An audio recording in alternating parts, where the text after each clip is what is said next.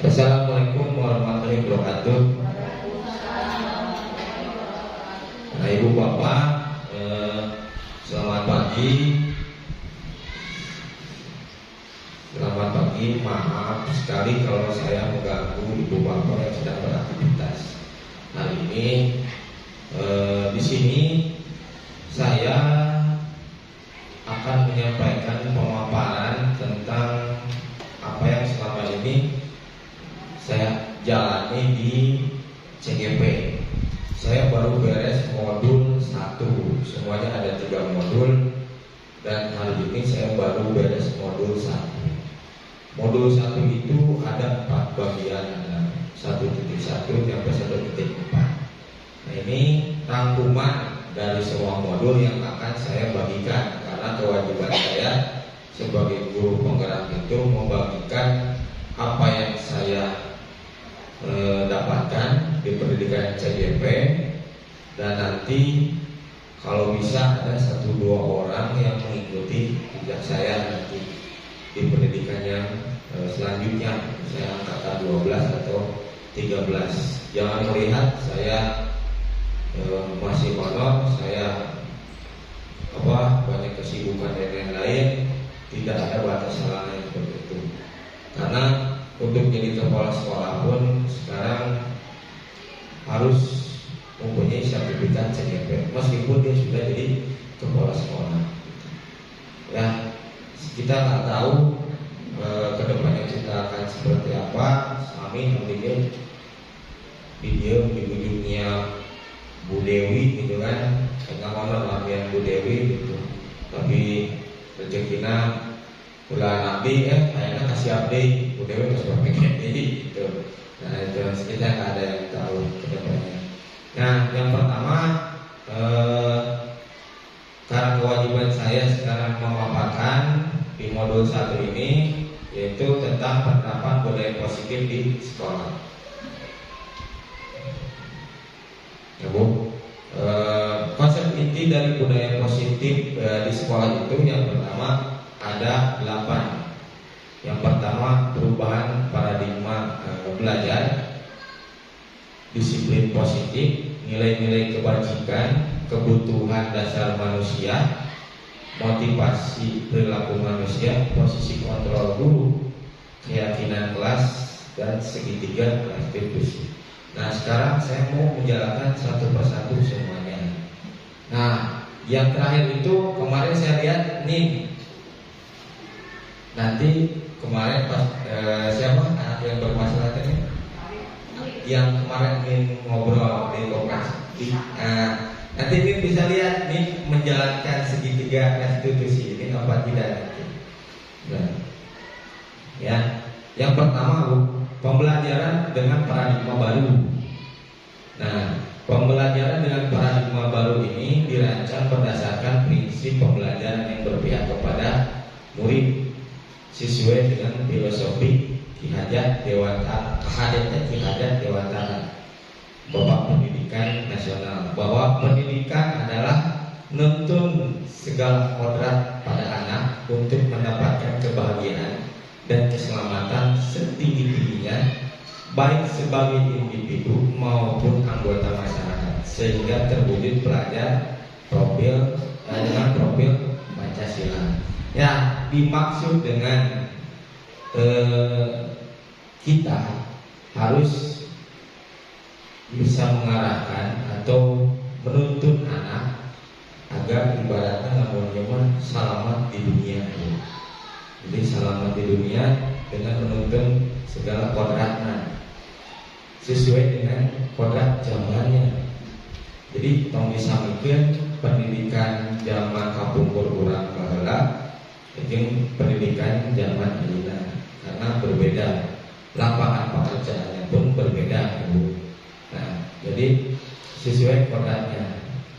Kalau dulu mah nggak ada YouTuber, kalau sekarang mah ada YouTuber gitu. Nah, intinya dengan paradigma baru ini kita harus memulai dengan pembelajaran berdiferensiasi, yaitu pembelajaran yang berpihak kepada murid. Jadi lain kumaha urang aya nama sanes ibaratnya baheula lama kita kenalnya dengan sistem komando. Jadi mungkin saya juga dulu mengajar sistem komando. Coba baris, stretching, lari, passing, main bola. Dulu masih seperti itu. Nah, kalau ibu bapak sekarang masih mengadakan pembelajaran dengan paradigma yang lama, sekarang sedikit demi sedikit kita harus bisa merubahnya, berpihak kepada murid. Nah, di sini juga yang dimaksud dengan pelajar dengan profil Pancasila itu ada 6. Jadi sekolah kita nanti yang mulai sedikit demi sedikit saya sudah mengerti yang dimaksud kurikulum merdeka ini. Yang dimaksud dengan kita itu sekolah mau diarahkan ke arah yang mana ibu? Nah, misalnya ke sini beriman bertakwa kepada Tuhan yang Maha Esa dan berakhlak mulia. Mungkin kita sudah mulai sedikit-sedikit mengarahkan mereka ke arah sini dengan setiap hari Jumat kita mengadakan program Metana. Metana itu singkatan mengaji tematik bersama dahana. Nah, atau berkebinekaan global, gotong royong, kreatif, bernalar kritis dan mandiri. Nah, semua ini kita harus bisa sedikit demi sedikit mengajarkan kepada anak didik kita agar semuanya berada di mereka. Mereka bisa mandiri, bernalar kritis. Gimana caranya? Namun nama misalnya baru datang, bukan kita hanya di depan awal berbicara menerangkan, ketika ada yang ditanyakan diam, mengerti diam. Nah, gimana caranya? Nama baru nanti bisa bernalar kritis. Kita bangkitkan motivasinya, kreatif. Gimana caranya? Misalnya pembelajaran, misalnya pembelajaran PJOK bola nggak ada nih. Nah, gimana caranya anak-anak bisa berkreasi atau berkreatif dengan pembelajaran PJOK gitu. Misalnya saya kemarin kalau bola ada, misalnya kita nggak terlalu pusing. Kalau pembelajaran PJOK mungkin Abi contoh pribadinya. Kalau untuk sepak bola itu udah pakemnya kan main 11 orang. Nah, sama saya dimodifikasi Bu. Biar anak itu misalnya kalau belajar pasti udah pasti Pak Arif. Nah, sekarang mah biar anak gimana caranya berpikir kreatif. Kalau melakukan passing itu bukan pada depan, dengan kreasi dia berjalan, melompat misalnya, gitu. Dan kita bisa bergotong royong gimana caranya baru datang minimal di satu kelas itu kompak, ya. Mandiri berarti anak ibaratnya kita kasih kebebasan, bukan kita ngedikte Bu. Bisa kasih tugas, kerjakan tugas ini harus seperti ini, bentuknya harus seperti ini, bukan. Biarkan anak itu mandiri, berpikir sendiri dan berkreasi sendiri. Nah, gitu. Nah, di sini ada tentang teori kontrol, miskonsepsi tentang teori kontrol. Nah, ibu bapak guru pasti berpikir ilusi mengontrol murid. Ternyata murid itu tidak bisa dikontrol, ibu bapak. Kurang, woi asuh. Belum tentu juga mereka masuk belajar, gitu. Jadi itu hanya ilusi. Jadi, semua murid baris, belum tentu mereka akan baris dengan betul. Kerjakan modul halaman segini, bapak ininya tidak ada, belum tentu juga mengerjakan. Ya. Nah, selanjutnya ilusi bahwa semua penguatan positif efektif dan bermanfaat, belum tentu juga, karena setiap anak itu belum tentu bisa menerima. Contoh misalnya pembiasaan misalnya mengaji, belum tentu semua anak melakukan pembiasaan mengaji atau sholawatan. Pembiasaan literasi belum tentu juga anak yang semuanya literasi. Sama kayak kita baca WA kita aja kan anak suka masih ngantuk tuh, ya. Atau anak ada yang lebih parah mungkin yang bacanya aja belum lancar. Selanjutnya ilusi bahwa kritik dan membuat rasa bersalah mampu menguatkan karakter. Contohnya misalnya ibu menghukum anak bahwa kamu tuh membuat ibu malu sebagai wali kelas, gini bakal ibu gak akan ada nilai, kasih nilai dan sebagainya. Dengan ibu memberikan hal seperti itu, ibu berpikir anaknya akan berubah, ternyata tidak. Selanjutnya ilusi bahwa orang dewasa berhak memaksa, tidak. Karena balik lagi semua dibalikin lagi tentang kurikulum merdeka itu, bahwa kita itu harus berpihak kepada murid, bukan murid nuturkeun urang, karena mau urang nuturkeun murid itu. Tapi dengan kita mendampingi dan sebagainya, memberikan arahan wajib.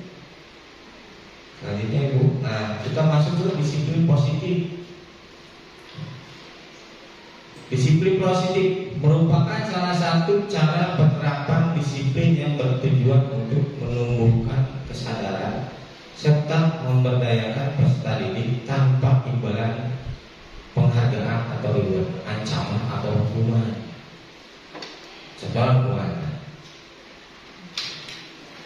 Contoh, ini contoh guru aja Bu, misalnya ibu bapak misalnya dititah ke kepala sekolah, wajib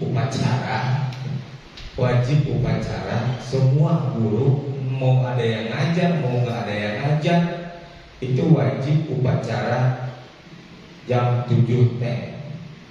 Tapi pada kenyataannya tidak ada, ya itu contohnya. Atau murid jam 7 sudah ada di sana upacaranya, tapi di sini masih ada.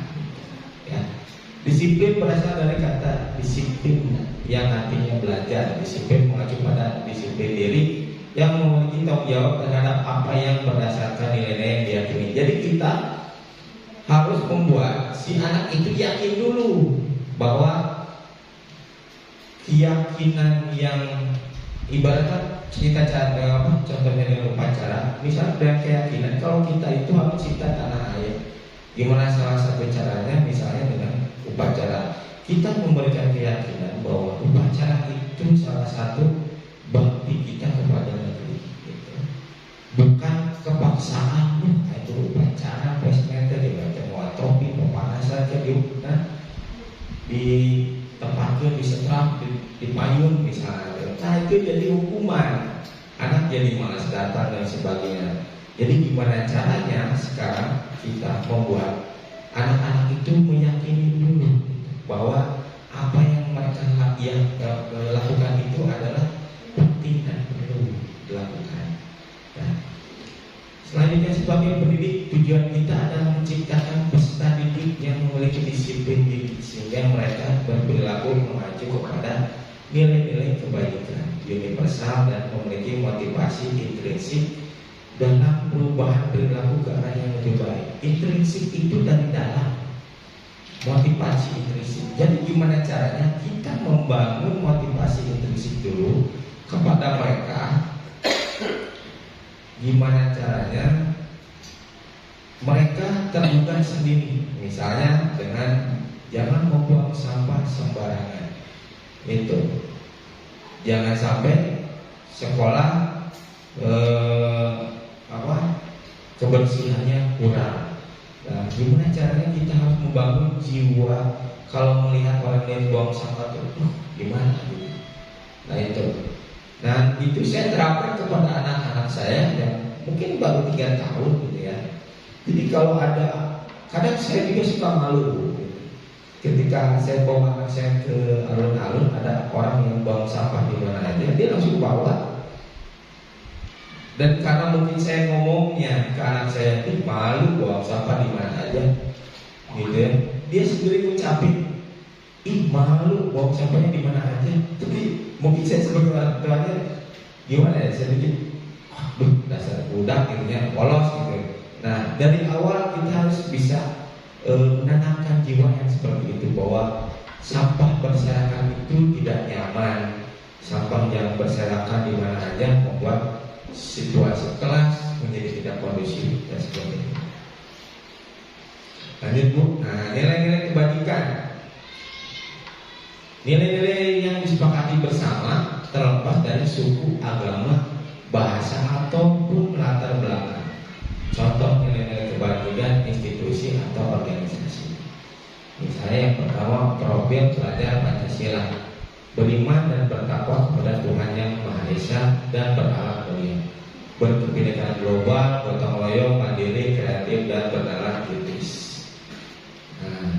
Nah, yang kedua adalah toleransi, rasa hormat, integritas, mandiri, menghargai, antusias, empati, keingintahuan, kreatif, kerjasama, percaya diri dan komitmen. Nah, yang tadi ini sudah di awal. Nah, sekarang ini toleransi dan rasa hormat. Gimana caranya kita sendiri dengan teman-teman kita sendiri, teman sejawat, saling menghargai dan menghormati, meskipun ada agak-agak susah gitu. Kadang kitanya sudah merasa menghormati mereka, tapi mereka ya bagaimana lagi gitu. Kita harus berintegritas terhadap pekerjaan kita, menghargai, mandiri, antusias gitu, dalam belajar gitu, keingintahuan, kreatif, kerjasama, percaya diri dan komitmen. Ya. Nilai-nilai harus kita miliki di institusi atau organisasi atau di sekolah ini. Ibu bapak jadi datang ke sekolah niatnya karena ingin mengabdi kepada negara, bukan mencari rezeki. Rezeki insya Allah dok harus ngalir, kita berniat. Beragama mungkin lebih paham. Karena insya Allah jangan berpikirnya saya bekerja ingin dilihat atasan, mungkin kayak ibu kemarin ingin dilihat atasan, ingin dinilai oleh atasan gitu kan. Tapi ingin memang tujuannya dunia dan akhirat. Yang selanjutnya keterampilan hidup dapat dipercaya, lurus hati, pendengar yang aktif, tidak merendahkan orang lain dan memberikan hal yang terbaik.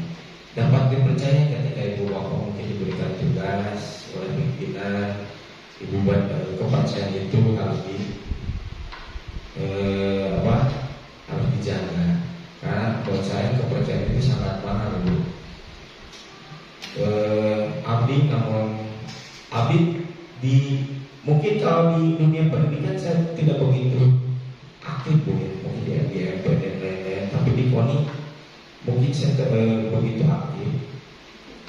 Jadi orang itu memberikan kepercayaan ke saya itu tidak saya dengan meminta-minta atau mengemis-ngemis sebuah jabatan. Insya Allah nanti juga datang sendiri dengan kita bisa menjaga kepercayaan mereka. Lurus hati, pendengar yang aktif ya, biarlah kalau ada guru yang mungkin keluh kesahnya, kan suka ada ya yang inginnya didengar, tapi ketika kita beri saran tidak dilaksanakan. Udahlah, lebih baik kita menjadi pendengar yang aktif aja gitu. Tidak merendahkan orang lain, ini salah satu PR kita bersama gitu. Dan memberikan yang terbaik dari diri kita. Kita datang ke sekolah kasih yang terbaik. Sami abdi itu memberikan yang terbaik. Gimana caranya? Ini salah satu saya kenapa ikutan cengkeh budekku. Salah satu alasan saya diwawancara sampai nangis-nangis karena ini diterima. Karena saya ingin mempunyai ilmu yang ibaratnya terupdate dan saya bisa membagikan ke ibu bapak. Karena ya tahu sendiri sekolah kita guru penggerak belum ada, kita masih bingung meraba-raba ini pendidikan harus kemana, arahnya kemana. Ya kita memberikan yang terbaik dulu. Karena sekolah nggak ngasih yang terbaik untuk kita juga, yang penting kita ngasih yang terbaik untuk sekolah. Lanjut. Nah, kebutuhan dasar manusia. Kebutuhan dasar manusia, ibu, bapak, saya. Kebutuhan dasar manusia adalah segala sesuatu yang kita lakukan untuk mendapatkan apa yang kita inginkan. Seluruh tindakan yang kita lakukan memiliki tujuan tertentu. Semua usaha terbaik kita dilakukan adalah dalam rangka agar kebutuhan dasar kita terpenuhi dengan baik. Nah, apa saja Bu? Nah, ini penjelasan tentang bertahan hidup. Yang pertama, bertahan hidup.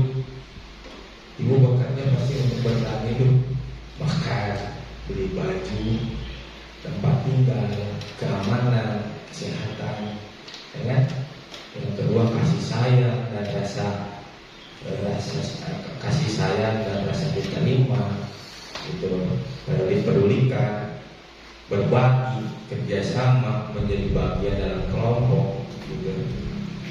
Yang ketiga, penguasaan, harga diri, keinginan untuk dianggap ada, memimpin, berprestasi, diakui, didengar.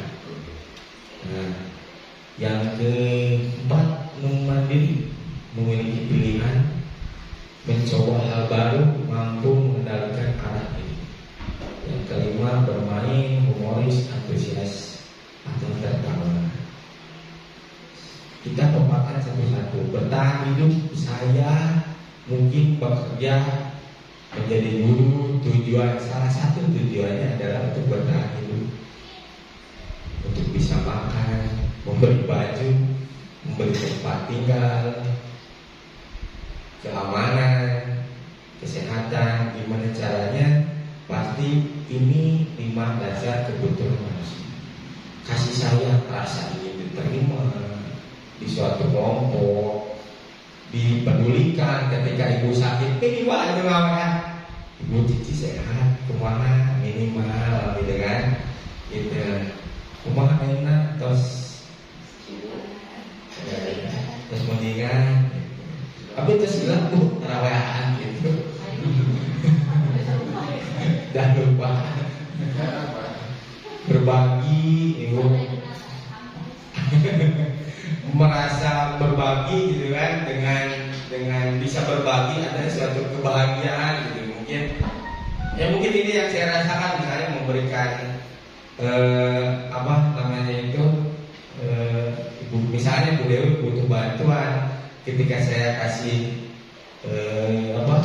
bantuan atau berbagi itu, misalnya ada yang ditanyakan dan saya bisa menjawab, bisa membantu gitu kan, itu rewardnya menurut saya pribadi itu, karena bisa berbagi itu rewardnya kesenangan gitu. Senang gitu, bisa berbagi gitu kan, itu yang saya rasakan. Bukan berbagi saya bukan. Tapi yang saya rasakan itu ketika berbagi itu kesenangan yang saya dapat gitu, merasa bahagia. Kerjasama, bisa bekerja sama, diterima dari bagian dari kelompok. Ya sekarang ibu-ibu udah berkelompok, misal dalam komunitas ini gitu kan, ibu berkelompok, omongan ibu didengar gitu kan, menjadi bagian dari kelompok yang diakui, itu sangat bahagia. Kalau ini yang penguasaan ada harga diri. Ya, harga dirinya ada yang tinggi. Misalnya kayak kemarin saya di WA saya, yang kemarin saya curhat, berapa Pak? Kata saya itu bisa aja saya jawab. Udah ibu nggak akan ada yang tahu ini ada, ya kan? Berapa Pak? Banyak punya nilai dan sebagainya, gitu kan? Saya jawab aja, misalnya kasih uang segini, dan ibu bapak nggak akan ada yang tahu, gitu kan? Nilai-nilai mungkin saya yang garap dan sebagainya kan, gitu. Nah, tapi karena harga diri abdi benar ngerasa tinggi gitu, merasa profesi saya itu bukan untuk direndahkan gitu. Profesi saya sebagai guru itu ada harga dirinya gitu, nggak bisa dibeli dengan hal-hal yang seperti itu. Keinginan untuk dianggap memimpin, ibu bapak ingin menjadi pemimpin lah di suatu komunitas, ingin menentukan sebuah arahan berprestasi, diakui dan didengar. Kebebasan mandiri, memiliki pilihan, mencoba hal baru. Kebebasan itu kalau misalnya kepala sekolah menentukan ABC, pasti ada 1-2 kita yang enggak sepaham gitu. Meskipun tujuannya baik, ibu punya cara berpikir yang sama gitu. Ataupun cara berpikir misalnya sudut pandang yang berbeda, tapi memang ada tujuannya ke sana. Nah, ini yang terakhir, mungkin bahasa anak sekarang tuh healing gitu. Nah, kayak ini kan healing aja. Saya lihat di Facebooknya, healing aja. Dan tahu ketemu teman SMA, kuliah gitu kan. Nah, healing perlu humor, bercanda gitu kan. Ya lanjut tuh.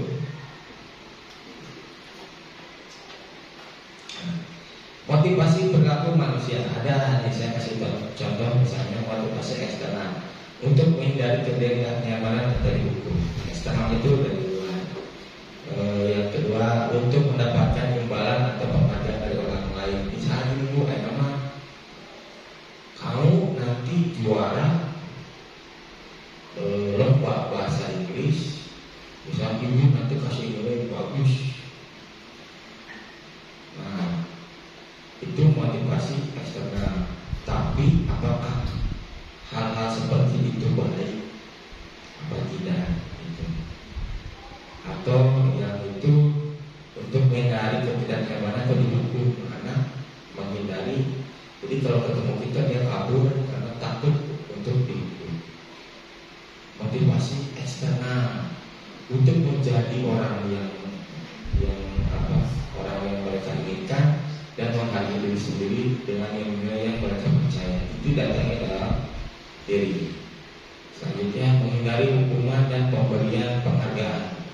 Nah, motivasi internal ini sebenarnya jangan memberikan hukuman dan memberikan penghargaan berlebihan agar meminimalisir motivasi eksternal yang itu dalam diri murid. Jadi misalnya, ya kita cukupin aja. Wah, kamu ranking berapa? Ranking 2, ranking 1. Cukup. Mama akan beliin kamu mobil. Kalau kamu ranking 1, wah, kita konotasinya udah berbeda bu nantinya. Gitu. Karena dia melakukan nanti kedepannya dia melakukan sesuatu karena ini imbalan itu hadiah gitu. Ya, lanjut. Yang kemarin sudah misi PMN pasti nemu yang ini, hukuman BS versus konsekuensi versus restitusi. Ya kemarin ditonton betul tidak kan? Yang kemarin PMN hukuman tidak artinya misalnya kita bahas tentang hukuman. Yang pertama, hukuman biasanya tidak terencana atau tiba-tiba. Jadi bingung, ada budak keberatan hukumannya. Di cerita besi kan itu hukuman. Ayah sekolah di kota.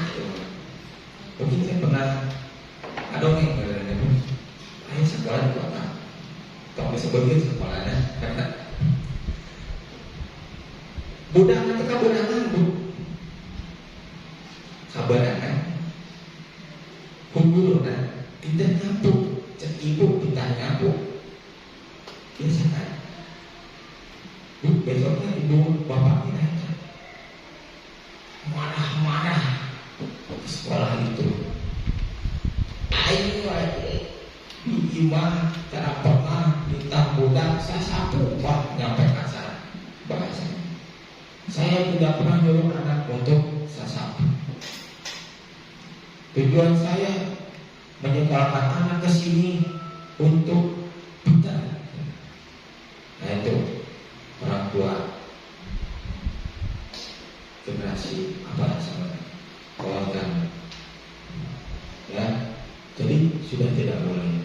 Yang kedua, murid tidak tahu apa yang akan terjadi jika tidak dilibatkan. Misalnya, kan ini bentuknya hukuman. Ditunjuk sih, bagaimana kebenaran persiapan sih. Gitu. Yang selanjutnya bersifat satu arah, jadi kita aja yang ngasih. Mereka ibaratnya mereka tidak tahu yang seperti yang tadi yang kedua. Kita sasampaikan menghubungkan, pasti anak berpikir seperti itu. Nah, terus berupa hukuman fisik atau psikis. Lupa, kekurangan lupa. Jangan misalnya buat kita lupa misalnya, kayak di sekolah itu. Nah, jangan tugas. Wah, wah, kayak kan dia aman. Nah, jangan lu ubah fisik kayak itu, suruh push up, suruh awas panjang seperti itu jangan. Nah, ada lagi yang nomor 2, konsekuensi. Nomor 2 itu terencana, disepakati sesuai peraturan. Betul. Kalau ini mah kita bikin, kita masih tahu ke anak bahwa kalau kamu kesiangan misalnya 5 menit, terlambat 5 menit, konsekuensinya ini. Gitu. Murid tetap dibuat tidak nyaman, sama pasti tidak nyaman tuh. Tinggal dia keberangan 5 menit ini pasti dihukum. Dosen karena kagok terburu-buru keberangan lewat 5 menit itu pasti masuk dihukum. Nggak sih, kayak keberangan kagok tengah dalapan masuk.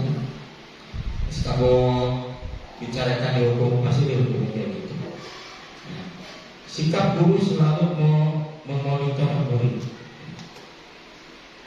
Nah, kalau kesiangan kita pasti yang guru pikir memonitor apa saja yang sudah dikerjakan, yang dihukum apa saja. Nah, hal ini yang terakhir, restitusi, proses menciptakan kondisi bagi murid untuk memperbaiki kesalahan. Nanti di bagian akhir kita terangkan. Proses kolaboratif yang mengajarkan murid untuk mencari solusi sendiri. Kemarin saya baru praktek yang seperti ini. Mungkin contoh gitu kan. Karena kemarin itu saya mau karena penting sekarang foto-foto. Kemarin itu saya sudah terapkan ke yang kelas ibu teh apa sih? Kelas 7 akhir si ya.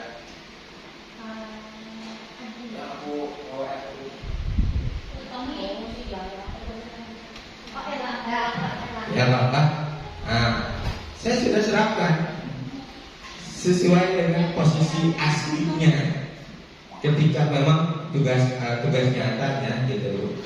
Jadi saya sudah terapkan hal yang seperti itu dan kemarin NIM melihat. Nanti ini masuknya ya kemarin saya hal seperti itu menjadi segitiga restitusi. Nah, 5 posisi kontrol seorang guru. Nah, ibu, bapak, ayah di mana posisi kontrol ibu? Sebagai penghukum, sebagai pembuat rasa bersalah, sebagai teman, sebagai pemantau, atau yang paling tinggi tingkatannya manajer. Nah, ibu bapak, nanti setelah saya terangkan bahasanya ada di mana nanti saya. Oke, lanjut. Ini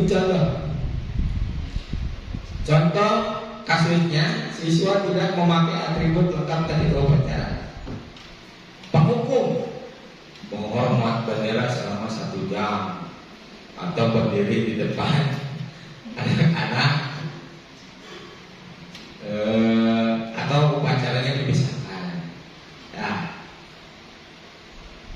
Itu contoh kasus yang menghukum. Kalau pembuat merasa bersalah, contohnya seperti ini. Berapa kali ibu bilang, berapa kali bapak bilang, harus memberitahu kamu. Kamu selalu saja menjawab ibu. Ibu malu punya murid seperti kamu. Wah, berarti itu namanya pembuat merasa bersalah. Ini biasa salah. Ya. Nah, ini contoh ya teman, kasusnya sama. Kesiangan, ayo dong ikut aturan sekolah. Gitu. Tolong bantu ibu bapak ya. Sekali lagi sekali ini ya udah tidak apa-apa. Lain kali jangan sampai berbuat ini lagi. Nah, ibu bapak begitu apa tidak? Gitu. Atau memantau, kamu sudah melanggar peraturan sekolah. Kamu tahu konsekuensinya?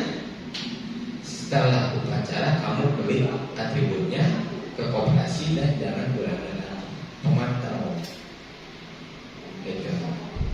Nah, terdapat pencerahan. Abdi nawati. Gitu. Nah, terakhir manajer, apakah kamu tahu kesalahan kamu? Jadi tanya, baru jawab tahu pak. Kira-kira bagaimana kamu memperbaikinya? Gitu. Dengan misalnya, ya pak nanti saya akan membeli. Jadi ini yang disebut pertanyaan tentang restitusi itu. Gitu. Ya. Nah, dia abdi bareng masih kuis kami ke ibu.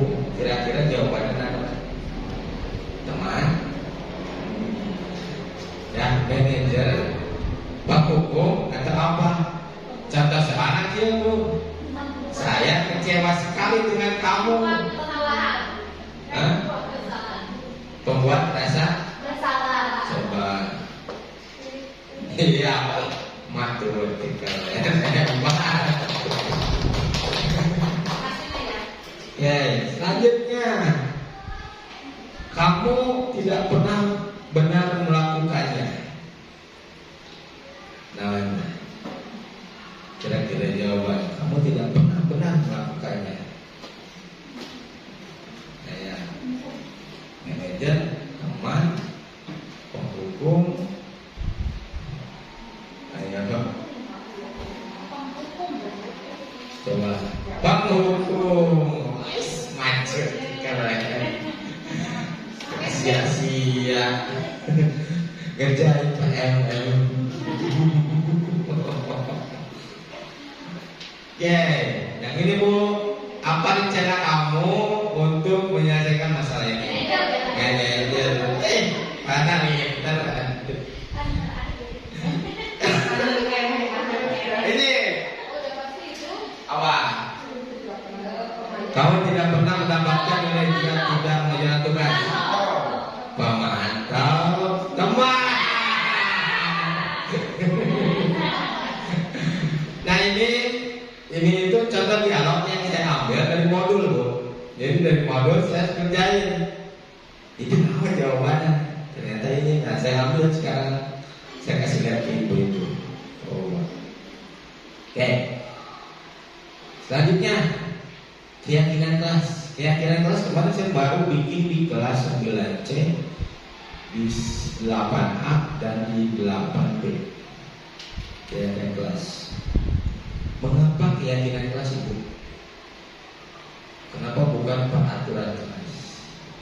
Ada yang tahu bedanya? Panen, kocok nih.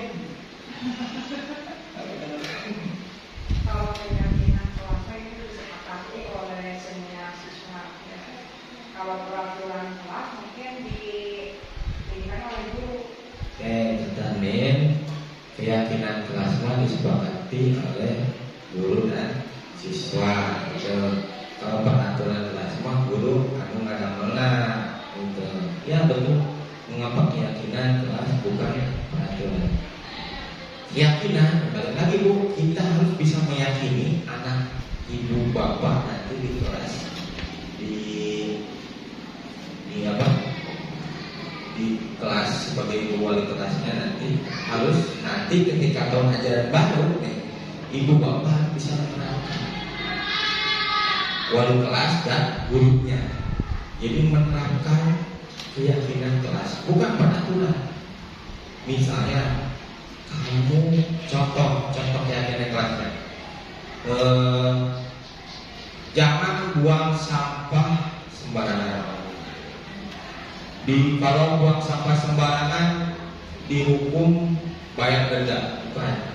Tapi gimana bikin keyakinan kelasnya? Contohnya misalnya menjaga kebersihan kelas, gitu. Atau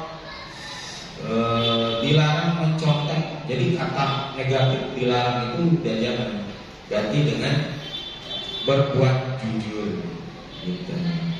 Jadi nanti ketika ada yang melanggar, ini bisa merestitusi anak tersebut dengan keyakinan kelas apa yang sudah kamu langgar, ya. Nah, pembentukan keyakinan kelas kalau di sini contohnya yaitu kita dengan memakai sticky note, ya, namanya kayak gitu. Ya, bisa juga waktu saya di 9C itu menggunakan karton, lalu anak-anak menuliskan di kertas lembar, disuruh apa aja yang perlu diyakini atau keresahan mereka di kelasnya. Itu dengan menggunakan kata-kata positif kita ambil, kita pilih yang terbaik. Nah, contohnya keyakinan kelas bersifat abstrak. Jadi meluas. Misal jangan buang sampah sembarangan berarti menjaga kebersihan, gitu. Atau tidak boleh mencontek berarti jujur, gitu kan. Selanjutnya berupa pernyataan universal, gitu. Jadi mencakup semuanya, bukan hanya di satu topik. Misalnya yang tidak boleh buang sampah, berarti kan hanya di satu itu aja item sampah. Dibuat dalam pernyataan positif. Jadi tidak boleh ada kata misalnya dilarang. Kalau kalau ada yang buang sampah didenda seharga makanan. Itu pukul kami itu bu, kita buang tasnya sudah. Ayo nama kayak ini. Nah, sekarang harus diyakini dengan pernyataan yang positif. Yang keempat, sedikit saja agar mudah diingat. Misalnya jujur atau disiplin kata-katanya. Lanjut sesuai dengan kondisi kelas dan sekolah sehingga mudah diterapkan. Itu. Ya. Yang terakhir tahapannya semua warga sekolah atau warga kelas dilibatkan saat pembuatan keyakinan kelas. Jadi bukan sama kita, biar mereka mengeluarkan ide-idenya. Karena bukan kita yang nanti ngasih paksa. Bang, kamu tulisnya jujur ya, kamu tulisnya disiplin. Bukan, biar mereka aja. Kita mah kasih gambaran aja. Contohnya, misalnya kita kasih contoh satu yang ini tidak boleh mencontoh berarti jujur. Ya Bu, nanti bisa diterapkan di tahun ajaran baru 24-25. Jadi sebelum masuk, ibu bapak membuat keyakinan kelas dulu, dipoto, ya, nanti masukin ke PMM di aksi nyata, kayak inisiatif kita, keren. Nah, ini segitiga restitusi, menstabilkan identitas yang pertama. Yang kedua, validasi tindakan yang salah. Ya, yang ketiga, menanyakan keyakinan. Ya. Suatu proses dialog yang dijalankan guru menghasilkan murid yang mandiri dan bertanggung jawab. Contohnya, misalnya dalam tahap menstabilkan identitas, contoh dialognya, ya kemarin saya sudah bikin, sudah ada videonya juga.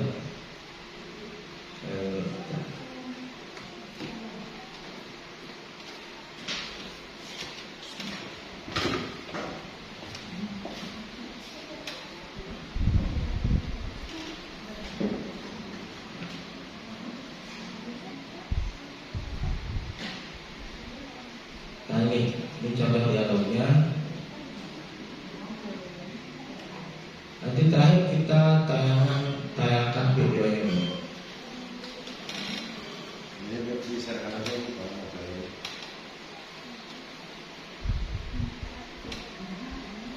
Ini contoh dialognya.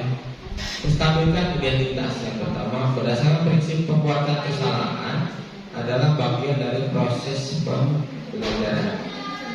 Berbuat salah itu wajar. Tidak ada manusia yang sempurna.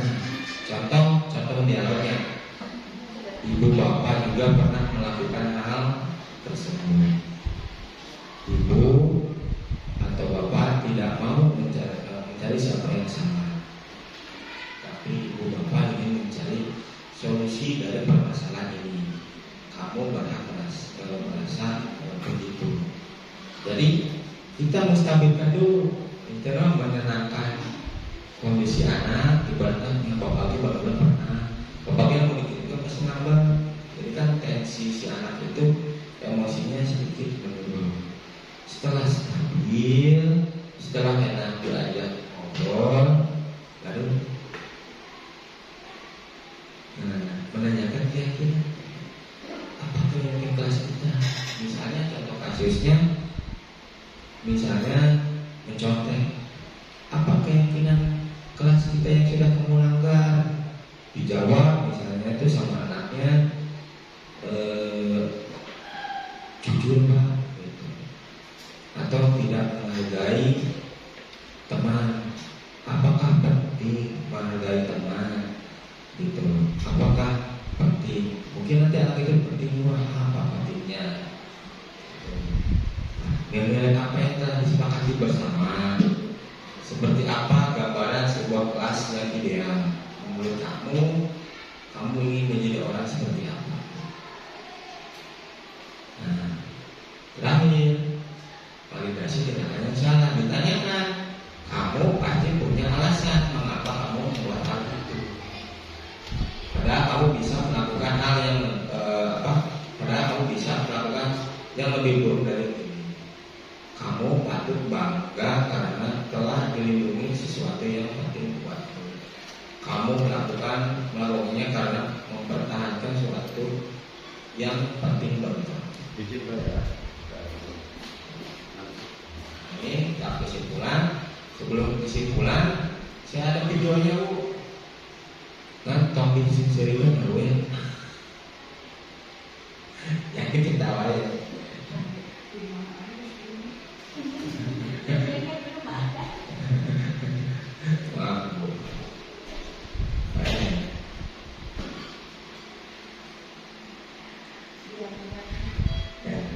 Itu nanti kita berdoa aja.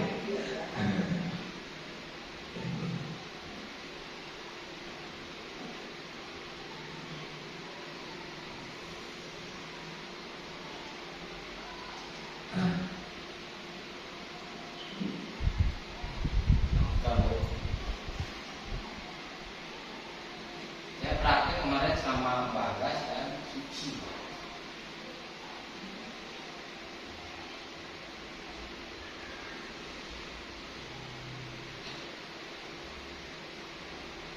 Oh iya. Berikutnya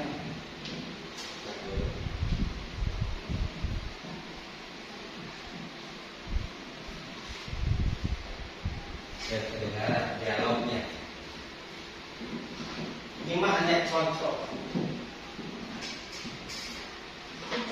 dialognya, tapi nanti ketika prakteknya, ketika aslinya ibu mau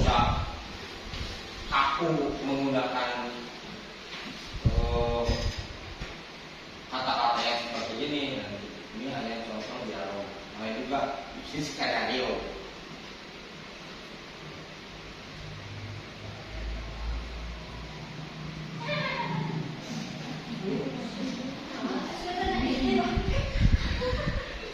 Kenapa?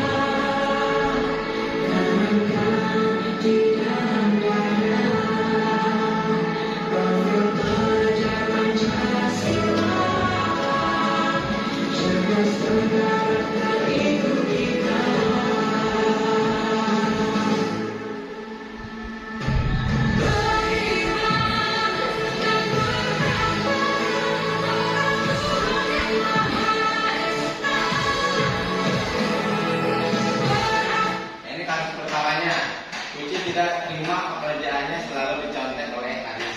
Dia marah dan tidak dapat menahan emosinya. Dulu mana yang lucunya katanya suka kita mau ada yang punya.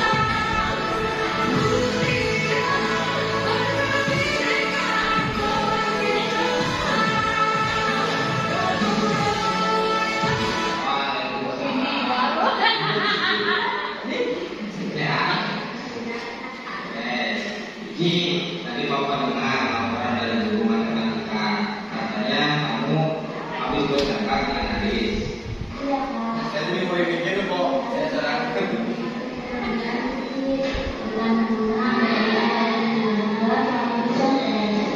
Oh begitu, ya kalau kamu marah dan kesal jika Bapak ada di posisi kamu, Bapak juga pasti akan melakukan hal yang sama. Lalu apa yang kamu lakukan terhadap Aris?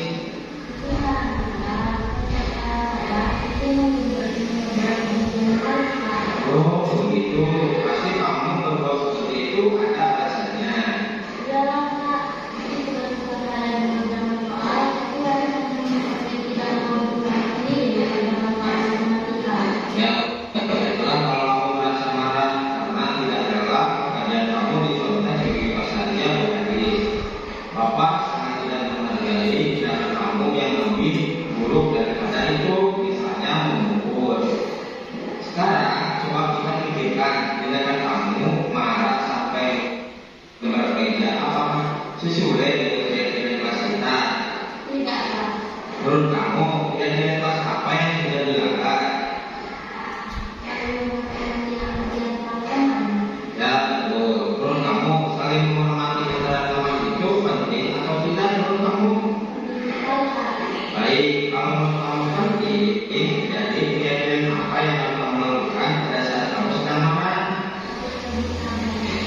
Kamu bersedia memperbaiki masalah ini nggak? Apa yang kamu lakukan untuk memperbaiki masalah ini?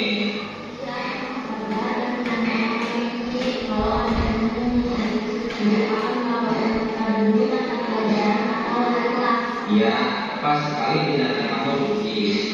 Tetap semangat ya. Sekarang silakan kembali lagi ke kelas.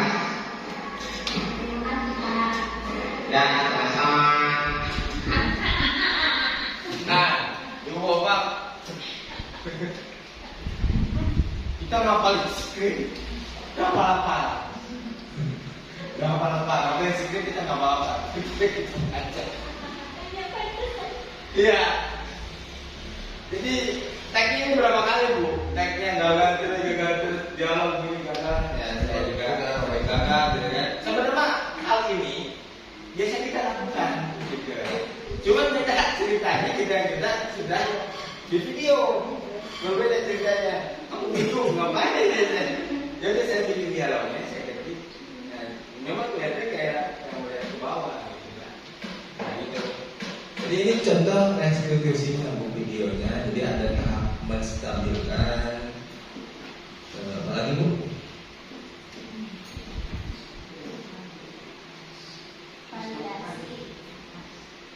Nah ini mengingatkan kembali.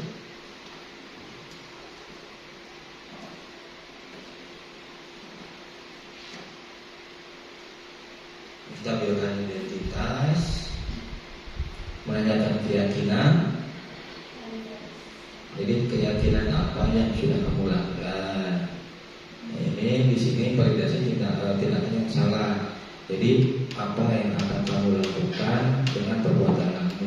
Ibaratnya kita yang menanyakan apa itu, bukan kamu ngobrol meja ada kursi, aku boleh lah. Bukan. Jadi kita menanyakan keyakinannya dulu, baru tahap terakhir itu ya ini gitu.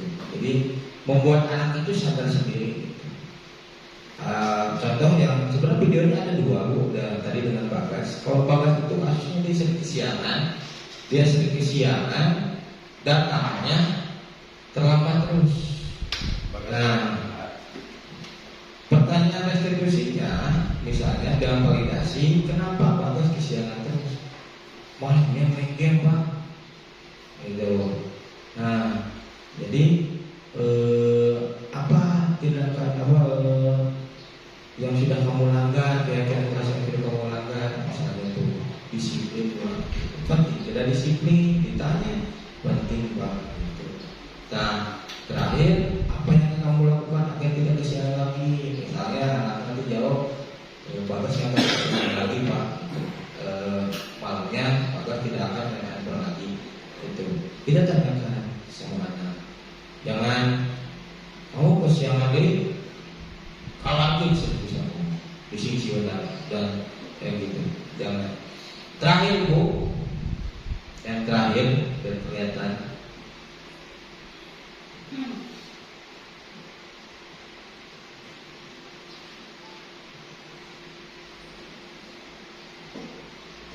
Jangan tadi ya.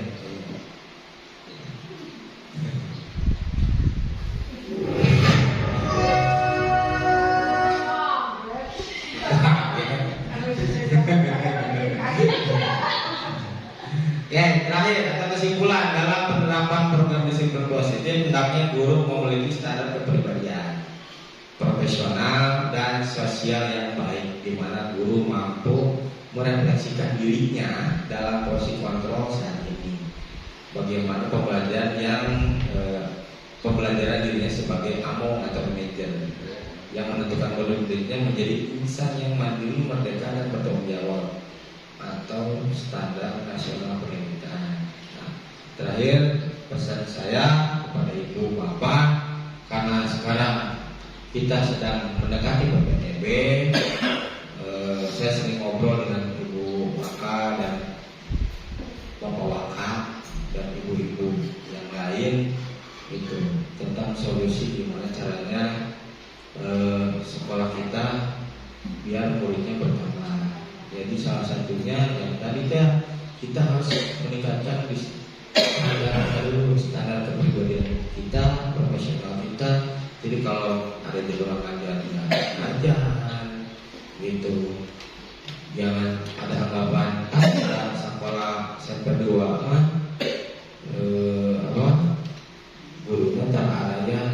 seperti itu. Gitu ya. Kalau jadi bertanggung jawab, balik di kata ibu kepala sekolah. Jangan sampai kita bawa hasil rezeki itu ke rumah bukan yang barokah. Gitu. Kita mah pendapatannya udah pasti, pasti sebulan itu udah itu, uang lebih pasti. Beda dengan tukang dagang ibu. Tukang dagang nggak doang apa ya Allah mesti ngobak sampai pagi dan ya Allah bubuk siwa keras. Ini kan keimanannya pasti lebih dekat pedagang. Kalau kita pasti ada gaji sakit gitu. Nah dari situ kita harus bisa punya pemikiran sendiri kalau kita harus bertanggung jawab gimana caranya kita sudah diberikan amanah oleh negara untuk mencerdaskan anak bangsa kalau di undang-undang gitu. Nah, jadi bertanggung jawab gimana caranya sekolah kita lebih maju lagi dari sekarang, muridnya lebih banyak lagi. Kita sebagai guru senang kalau muridnya lebih banyak, nggak pusing mencari jam, nggak pusing kali pertanian, gitu kan, godok-godokan yang nulai kurikulum lah. Enak apa pinjaman terpusing di kawan aja, itu kawan aja. Itu apalagi tahun ini mau ada peningkatan sertifikasi PPG itu banyak. Dimana bayangin ibu bapak semuanya tersertifikasi semua yang ada di sini. Itu bikin pusing pasti bapak. Ya, dengan satu-satunya jalan keluar ya kita menaikkan jasa kita agar lebih dipercaya lagi oleh masyarakat. Salah satunya itu tadi menaikkan menaikkan standar kita menjadi guru yang lebih profesional. Ibu bapak, sekian dari saya. Maaf mengganggu waktunya. Maaf sekali, mengampura kalau ada salah kata bahasa yang tidak mengenakan atau paparan materi yang kurang dimengerti. Terima kasih. Assalamualaikum warahmatullahi wabarakatuh. Waalaikumsalam. Tidak ada pengetahuan dulu Pak. Boleh di-share Pak itu? Boleh, Pak, boleh. Kirimin Japri aja.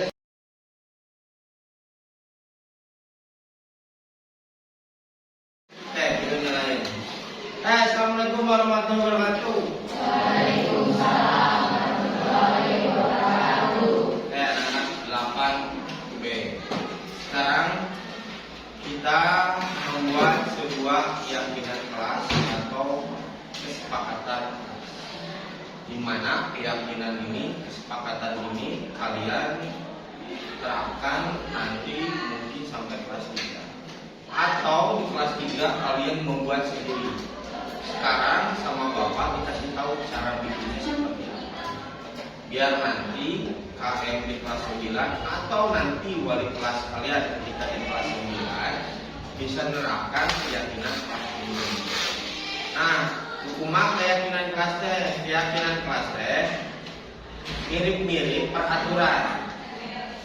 Cuman kalau peraturan itu sesuatu yang kayak seperti dipaksakan. Misalnya peraturan tidak boleh buang sampah di dalam kelas.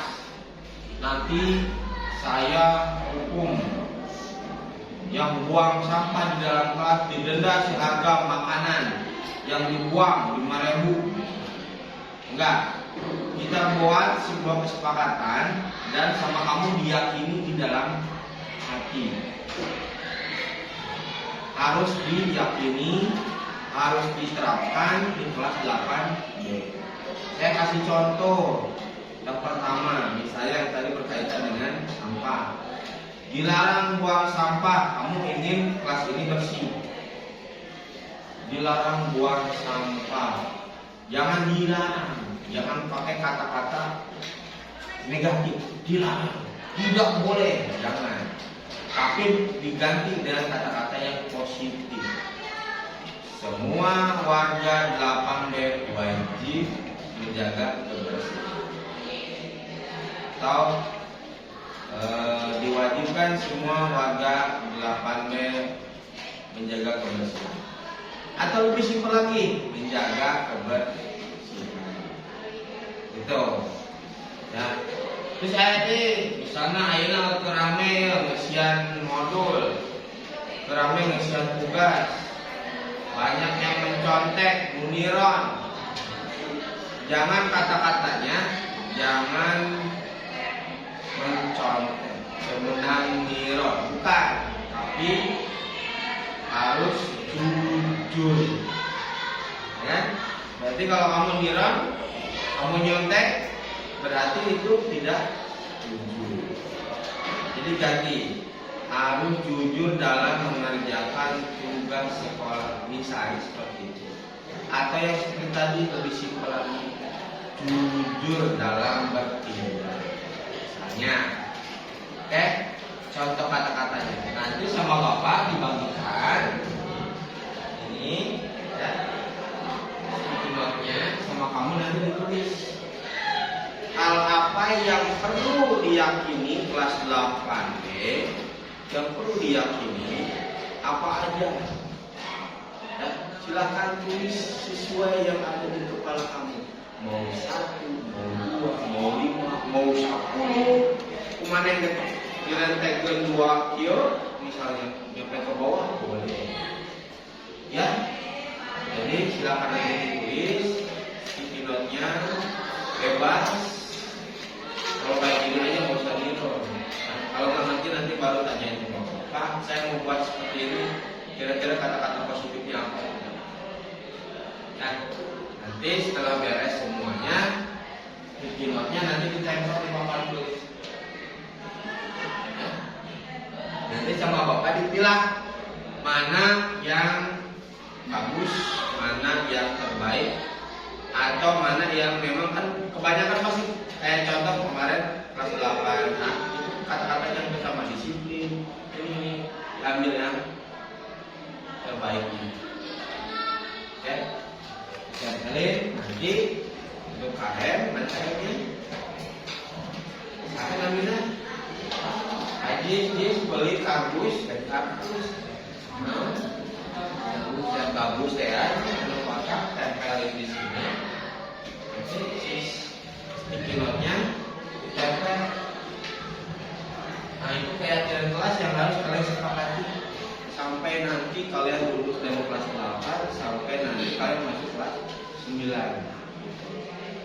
Ya, jadi nanti ketika pertama masuk ke kelas 9, KM yang baru bisa langsung membuat sebuah kesepakatan kelas. Nah, dan kesepakatan kelas itu harus kalian jalani karena itu hasil kesepakatan kalian. Ya, oke, tolong dimatiin kameranya.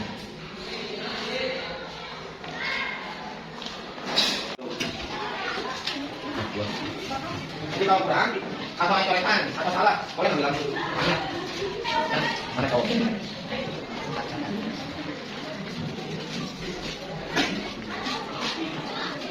Masukkan misalnya jangan apa bolos, berarti disiplin. Kata positifnya disiplin. Sampai katanya dengan bagus apa? Disiplin.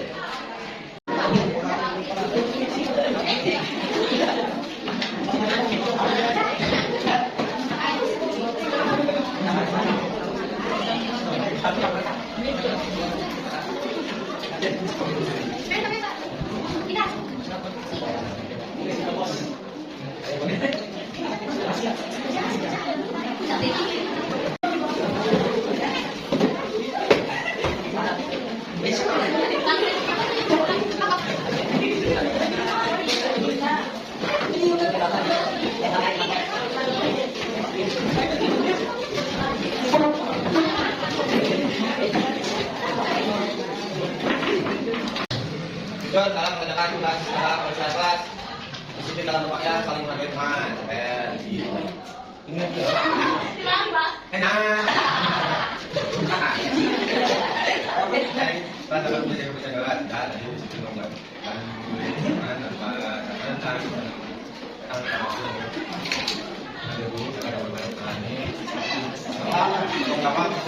dalam kebersihan di sekolah itu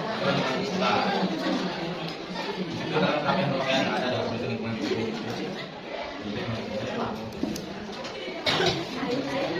Balik. balik ya.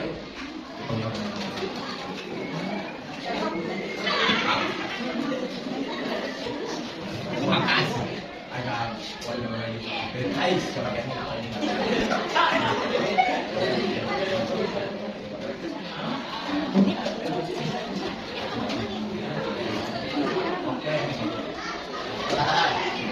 belum pakai sangat bang dulu dengan kasar nggak kasar.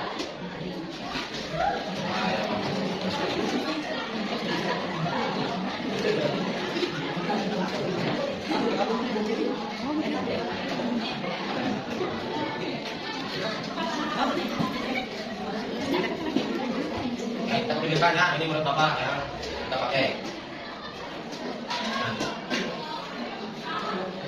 Nih. Yang ini dalam kebersihan lingkungan, jujur dalam mengerjakan tugas, disiplin dalam peraturan sekolah, saling menghargai sama teman, menghargai guru, jaga nama baik sekolah.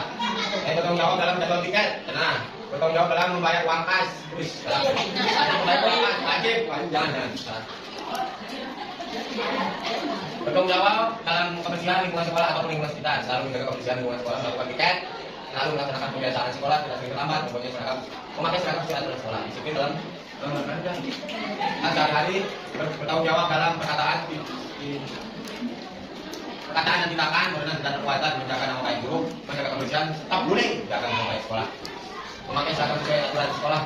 Yang ini nama cuma ada beberapa kata misalnya di sini, saya memakai untuk beli, bertanggung jawab ya.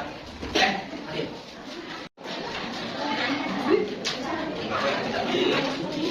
Ini, ayo keluar. Ayo keluar. Oke, nih. Ayo.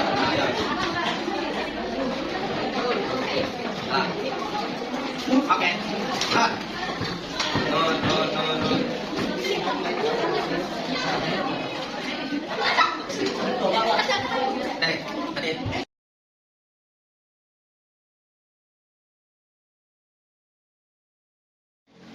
Assalamualaikum warahmatullahi wabarakatuh. Perkenalkan, nama saya Cipa dari 8B. Bagaimana perasaan kamu saat membuat keyakinan kelas? Sangat senang. Apakah menurut kamu pembuatan keyakinan kelas penting dilakukan? Sangat penting. Menurut kamu mengapa pembuatan keyakinan kelas sangat penting dilakukan? Karena dapat menumbuhkan rasa tanggung jawab. Perkenalkan, nama saya Siti Aida dari kelas 8A. Bagaimana perasaan kamu saat melakukan keyakinan kelas? Asik sekali. Apakah menurut kamu pembuatan keyakinan kelas penting dilakukan? Perlu sekali.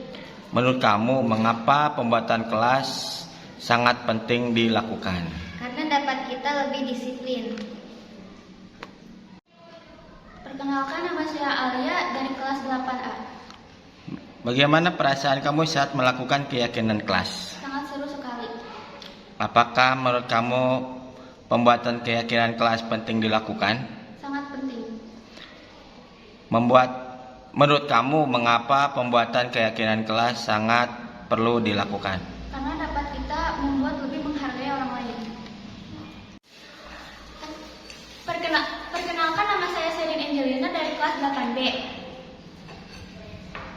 Bagaimana perasaan kamu saat membuat keyakinan kelas? Sangat senang dan seru sekali. Apakah pembuatan keyakinan kelas penting dilakukan? Sangat penting. Menurut kamu mengapa pembuatan keyakinan kelas sangat penting dilakukan? Agar kita lebih baik lagi.